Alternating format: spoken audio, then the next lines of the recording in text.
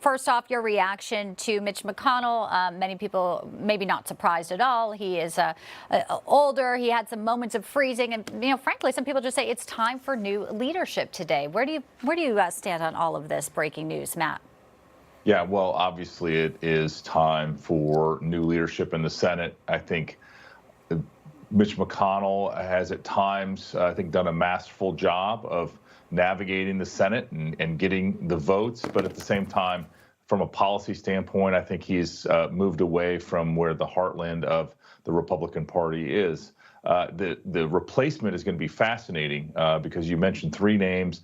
Obviously, it all matters as to who has the votes. And we saw just in that supplemental that there were 30 folks that didn't support that bill. And that would probably be enough to support the next leader, whoever that might be. So it's going to be interesting inside politics to watch it play out. One of the things that we know is playing out is the Ukraine funding, and we saw at the meeting yesterday at the White House. Speaker Johnson came out and said, let's talk about the border. Let's talk about the concerns we have. McConnell reportedly had told Speaker Johnson to stop talking about that and to really just focus on Ukraine. But as you know, there's serious concerns about our border. We have illegal immigrants now accused of killing Americans, in addition to what we've seen over the years with fentanyl and other issues. We have a 2-year-old baby, an illegal immigrant is charged. We have a University of Georgia, a student there, charged, an illegal immigrant. Immigration, a huge issue for Joe Biden's reelection campaign. Your thoughts on sort of the border situation where we have and balance here with folks who want to continue to support Ukraine?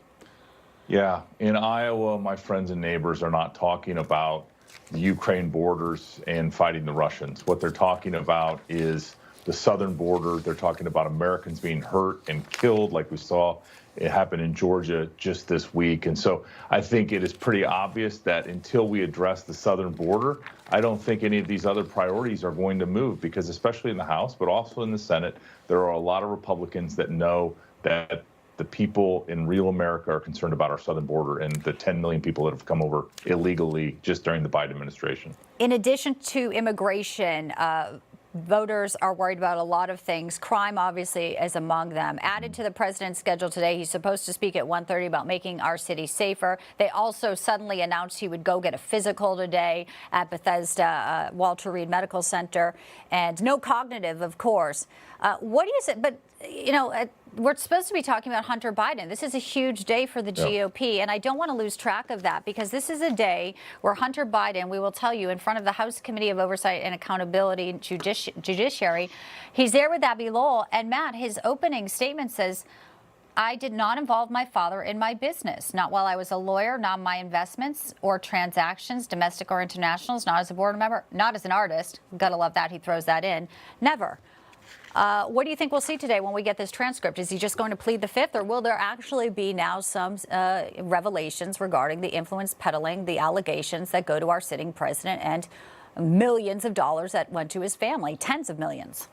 Yeah, well, that's a very nice lawyer-crafted opening statement. What's going to happen now is going to be confronted with bank statements, LLC records, wire transfers and the like that the House has been able to put together. And that'll be interesting to see if he is able to maintain this belief that, his father didn't benefit from all this, because we've seen a lot of the money flow around to members of the Biden family. It seems like everybody was taken care of. And if they carved out Joe Biden and took care of everybody else, then we'll learn that through this testimony. But I think this is going to be a very difficult day for Hunter Biden because he's going to have to answer questions that he has so far been able to avoid.